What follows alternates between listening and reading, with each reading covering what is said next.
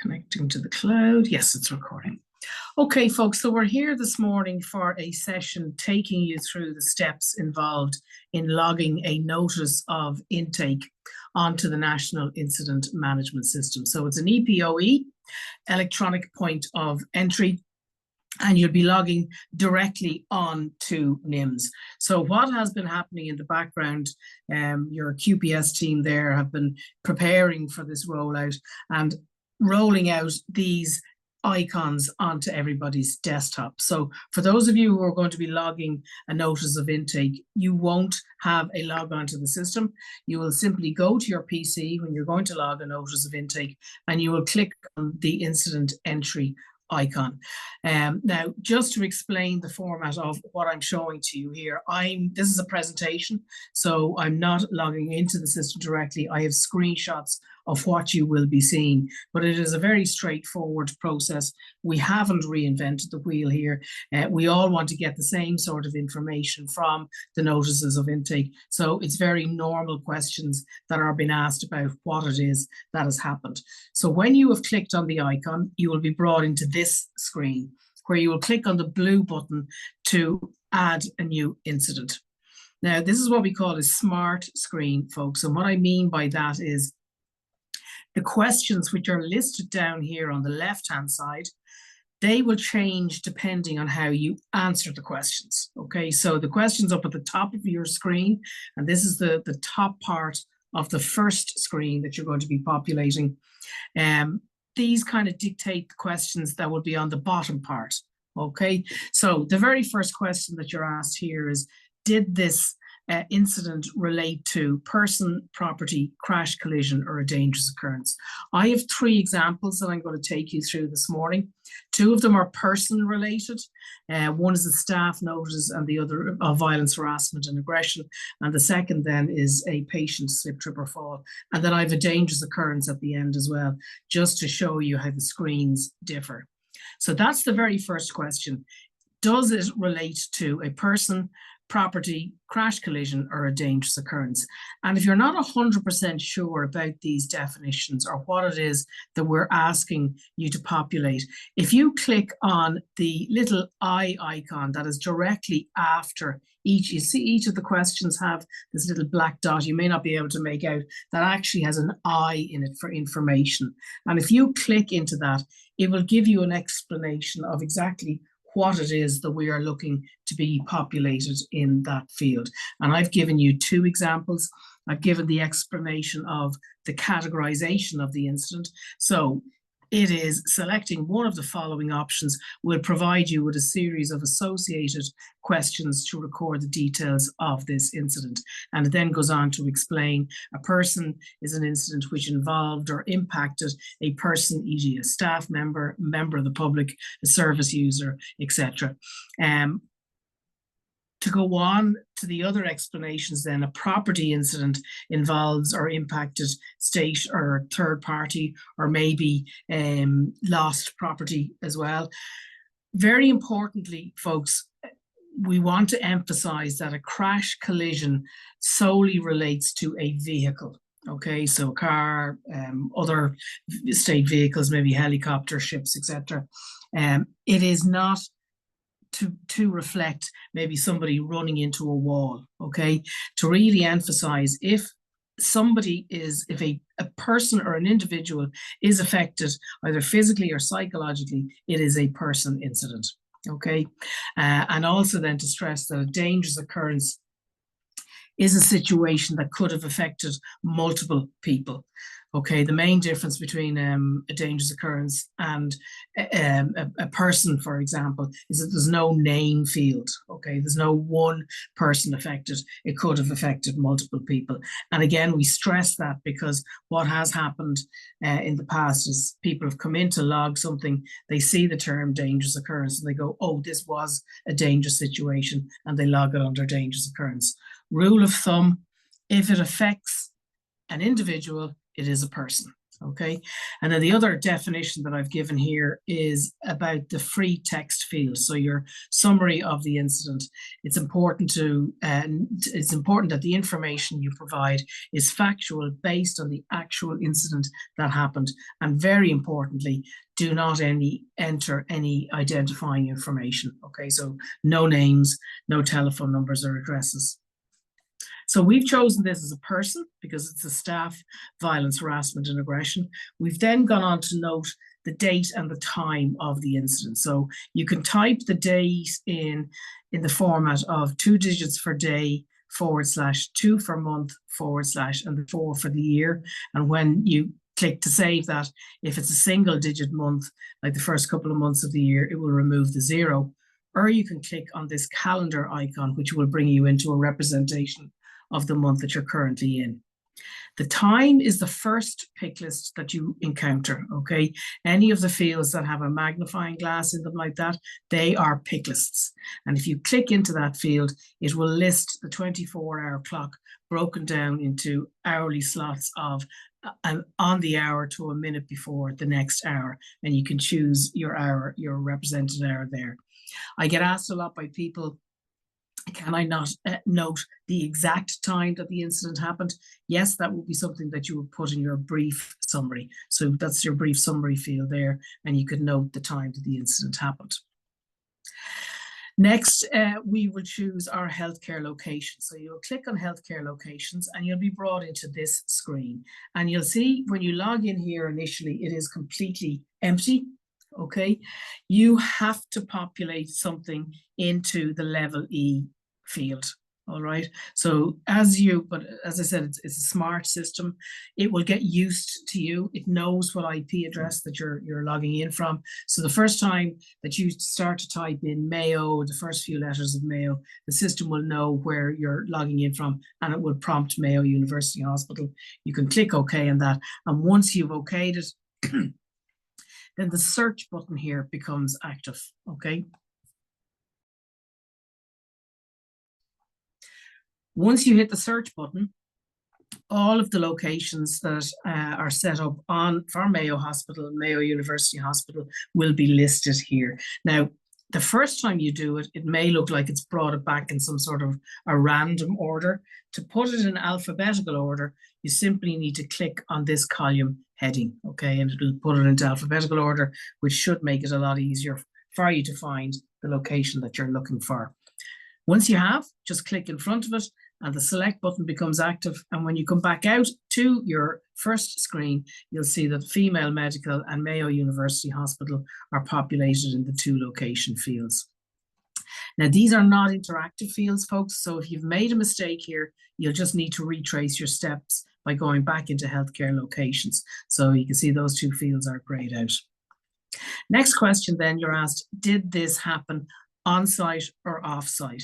This is to allow you log incidents which may not have happened on the hospital campus.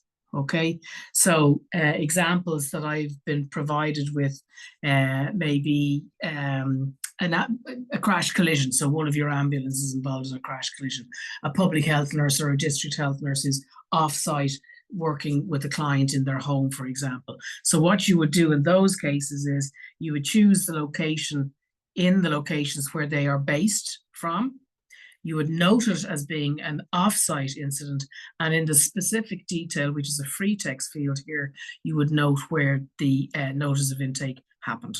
Okay, noting and very important that if it is in a service user's home, that you just put generic terminology like clients or service users' home address. You don't put the actual address. Moving on down then, the summary of the incident, again, is a mandatory field. So any of the ones that have a red asterisk in front of them are mandatory. So this one must have some information against it.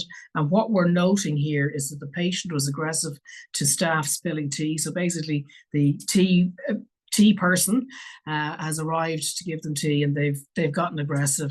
They were aggressive to the staff, spilling tea, banging door with walking stick, and they broke a pane of glass in the door. The immediate actions taken, not mandatory, as you can see, so you can leave this blank. if you are not aware of any immediate actions.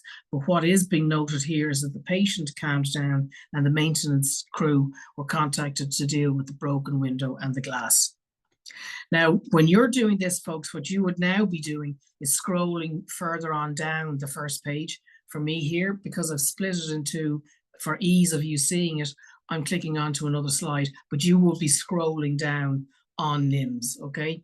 The next question here is, who was involved? Now, the who was involved here, you may be thinking, okay, there are two people, but the who was involved, always what we are interested in, or what you're logging, is the person who was affected, okay?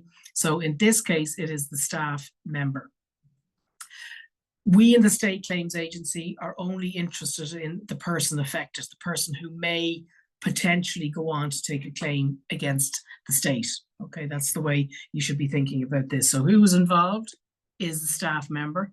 And because I've chosen staff member here, all of the rest of the questions on this page are staff oriented. Okay, and I'll explain those as I go along.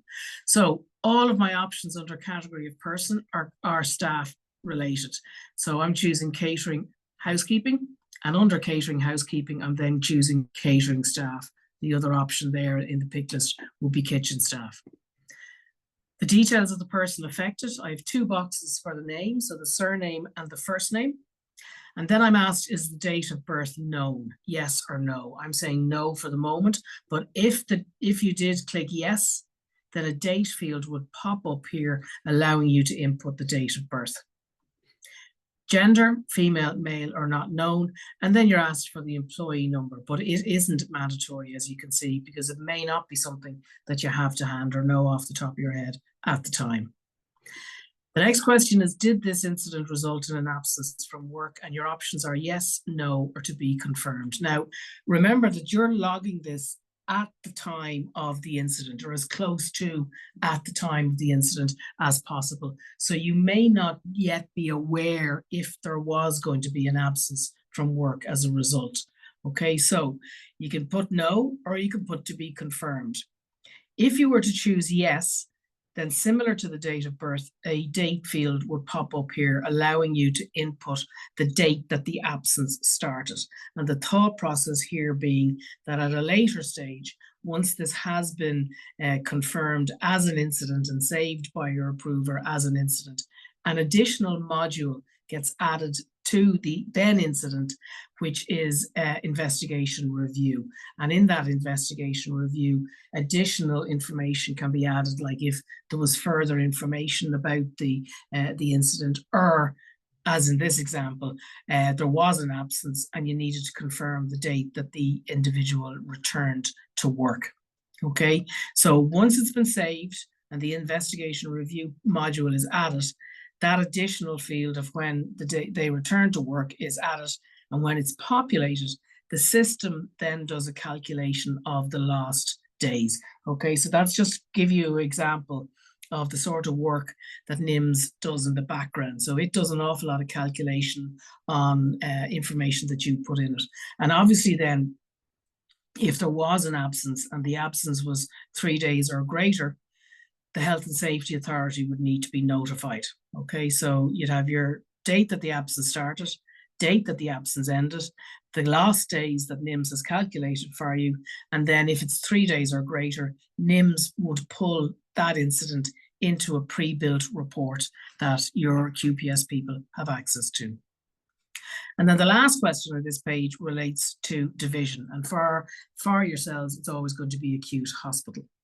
We then click next to go on to the second screen of the logging of an incident. And here we're noting further classifications and injury details, etc.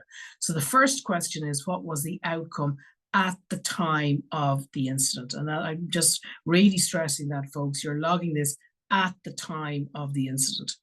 So at the time of the incident, there was no injury noted. Okay, so again, just referring back to what I said, if and when this gets saved as an incident, the investigation review page will be added. And if it did turn out that there was some, maybe psychological injury or something from the staff member, it's in the investigation page that will be noted, and not by changing anything in this page. The incident, now, because I've chosen no injury up here, that choice pre-populates some of the other questions further on down the page. So the did this result in gets pre-populated to no harm, and body part injured is pre-populated with no body part affected and no injury. Our incident hazard classification is exposure to behavioral hazards. The sub-hazard type choice then from that pick list is violence, harassment, and aggression by a service user. And then in the please specify field, which is a free text field, you have the ability to note the name of the service user. Now, I just want to emphasize here, as I mentioned on the previous page, what we in the State Claims Agency are concerned with is who was affected, okay? So the person who, the potential claimant, if you like. But we are aware that a lot of our clients may wish to note challenging behavior, and that's where it's here that you have the ability to log the name of who the aggressor was, okay? It has to be populated with something. It is a free text field, so you can put whatever you wish in there. If you just want to, you know, maybe just put name of SU like I've done there, or if you wish to capture the name, you can always run a report on that afterwards. So any of these fields that are populated, and actually an awful lot of fields that aren't populated, you can run reports on. The problem caused then is unintentional aggressive behavior. We then move down to the report about, because these other fields have been pre-populated, and we're noting the name, the surname and the Christian name of who's reporting it, who happens to be the same person who was affected, their category of person, the date that they're recording it. And then you have two other non-mandatory fields. So you have the local system reference number, is an historical field dating back to the day when all of the sites around the country had their own logbooks for logging incidents, and it was just to allow a bit of cross-reference. This is a free text field. It's you don't have to put anything in here, but if you want to note something other than your local system reference number, you can do so. And then finally, you're asked about witness details. Not mandatory. You don't have to put anything in here, but it is good practice to, even if there aren't any witnesses, to note that, okay? So to maybe put none or not applicable, just so whoever's approving it will know that rather than just leaving it blank, there actually weren't any. You then go on to the next page, and this is the system asking you, the inputter, to verify the data that you've entered, okay? This is not about you going off and getting somebody else to verify it. This is you confirming the data that you've entered. So it will default to no, you're going to change it to yes, and then you'll submit it for approval. And when you submit it for approval, you will get this number back from the system. It's currently a 7-digit number. It's known as the NIMS notice ID, and it will be good practice as well to get into the habit of taking a note of that. That's your confirmation that this has now been routed to your line manager or the QPS team for them to approve. So that's your first example, folks. The second example, as I mentioned, is a patient slip, trip, and fall. So this again is a person. So we choose person, and this brings up the rest of the questions on the page for a person incident. So the date and the time, 17th of January, the time being between 10 a.m. and 10:59. In our healthcare locations, we're making the choice of elderly medicine, selecting it, noting that it was an on-site incident. And for the summary of the incident, then what we're noting is that the patient fell whilst walking. A carer was with them and attempted to stop the fall, but in falling, the patient kind of fell against the carer, and then they landed on their knees and immediately complained of knee pain. The immediate actions taken were that the patient was sent for an X-ray. Scrolling down that first page then, I'm again asked who was involved, but this time, rather than choosing a staff member, we answer it with service user. And you can see that there's a subtle difference now with the rest of the questions on the page for a service user than there were for an employee. And I'll talk about those as I go down through the page. So under service user, I'm choosing patient. And we then have this additional question. that you're not asked for a staff member. And it's a question that was added to the system last September when the Patient Safety Act commenced in mid-September. And you're been asked, has open disclosure taken place with the service user or the relevant person? Now, remember, again, you are logging this as close to the time that the incident happened as possible. So you may not know. And that's why the options that you have in the drop-down are yes, no, or unknown. Okay. Next, again, the details of the person affected. I input the surname and the Christian name. This time you're not asked whether you know the date of birth. It is assumed that you will have a file to hand and will know the date of birth. So we're inputting the 15th of September 1952, and we're noting the gender as male. And this time, rather than an employee number, it's a mandatory question about their healthcare record number and who the lead clinician is. Again, we're asked for the division, which is acute hospital, but this time we have a couple of extra questions about specialties, and this is adult specialty, and the incident occurred under general medicine, under medicine. Next page, outcome at the time of the injury.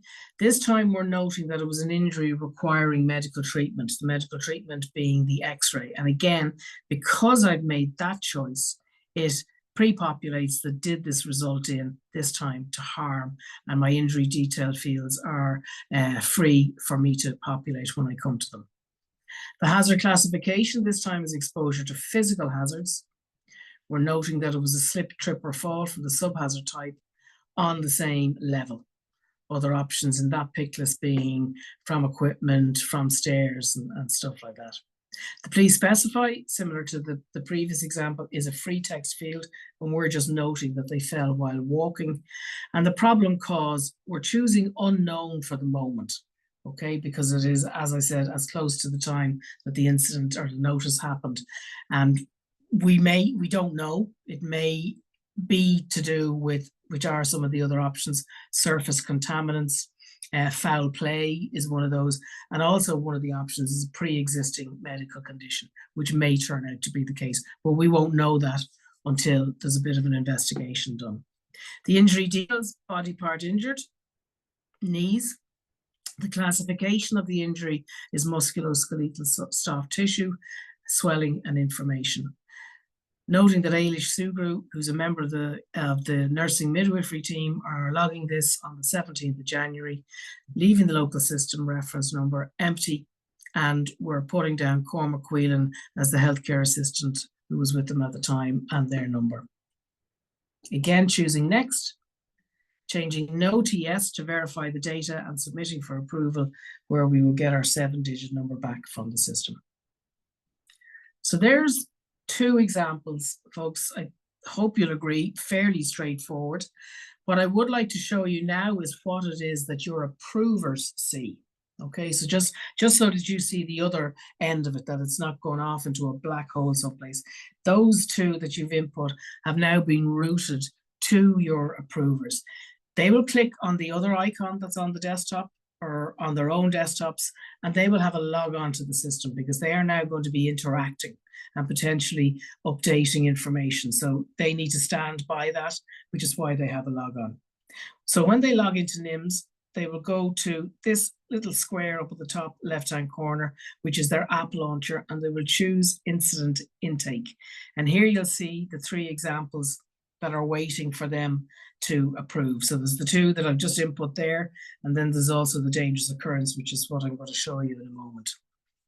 They will simply click on the little folder icon in front of the notice for approval, and it will open up that notice. Okay. Now, what it does is it defaults to bring them straight to the approver page, but the training has shown them that what they need to do is actually go back through their incident detail page 1, confirm the information there, incident detail page 2, confirm the information there, and once they're happy, then come back to the approver details page, change no to yes, input their initials, and then click on the submit as an incident button. When they do that, the system will check with them, are you sure you want to submit? So any of those kind of important, if you like, instructions, the system will always confirm. We click OK, and it's then that they will receive the incident record number. So this is the NIMS, the National Incident Management System, unique record number. Okay, there are no two numbers the same on the system. This will always be an 8-digit number, unlike your NIMS Notice ID number, which is currently a 7. It will go on to become an 8. This always remains an 8-digit number because the first 2 digits change depending on the year. So you can very quickly identify the year an incident was saved by those first 2 digits. And the 25 there obviously represents 2025. Now, should this incident go on to become a claim, this is the number that our claims managers will use in all of their correspondence when they are interacting with the claim. Okay, so it'll be on all letters, all files, court documentations and everything. Should this incident ever be deleted, and that happens from time to time, folks, because you can have situations where there might be a duplicate, then that number will be deleted along with the incident. We don't regurgitate the numbers, as I said, they're totally and utterly unique. And that is because we can run an audit here at the State Claims Agency. We can run an audit on those reference numbers just to see what sort of activity has gone on in the incident. And that is just for your assurance, okay? So what I mean by that is, like, if somebody changed something, they can change something, but there is an audit trail of the change. So it shows what was in the field before they changed it, and what they changed it to, and who made that change, and the date and the time that they made the change, etc. Okay. Receiving that 8-digit number is also the assurance that the incident has now been reported to the State Claims Agency. So you have a statutory obligation to report incidents to us. It's part of your indemnity. And the tool or the mechanism that is provided to you for logging those incidents is NIMS. Okay, and when you get that 8-digit number back from the system, the incident is deemed reported to the State Claims Agency. And now, once that incident has been saved, it will now be captured in a load of reports that we have pre-built for you. I mentioned some of them at the top. So for an example, when you go into Incident Manager, which is another app that your QPS people will have access to, in this drop down here are a list of nearly 200 reports. So the incident that we've just saved will be captured in all incidents occurred in the past 7 days. Well, not anymore, because this incident happened on the 17th. But if it was within that range, it will be captured in that report.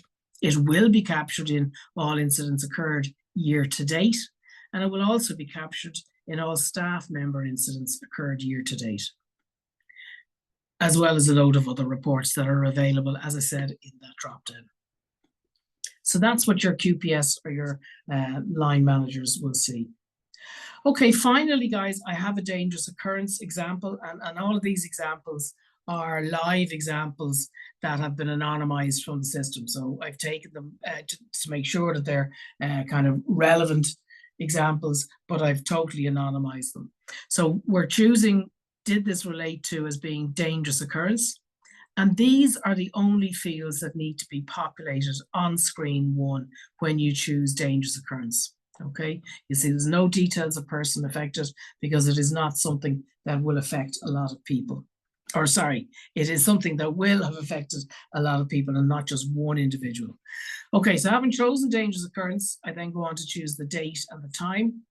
The healthcare location, we're noting it as being A&E, and an on-site incident where 44 people were in A&E waiting to be triaged. There was a huge backlog.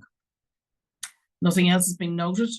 We're saying next to go on to the next page. And again, you'll see there's no outcome at the time of the incident. You're brought straight into making your hazard classification. And the only option that you have in this drop down is dangerous occurrences. And that's because of what you chose on the previous page. Okay, so because we chose dangerous occurrence there, it is the only option in the drop down. Your subhazard type is environment factors, overcrowding, and the problem cause is inadequate, insufficient.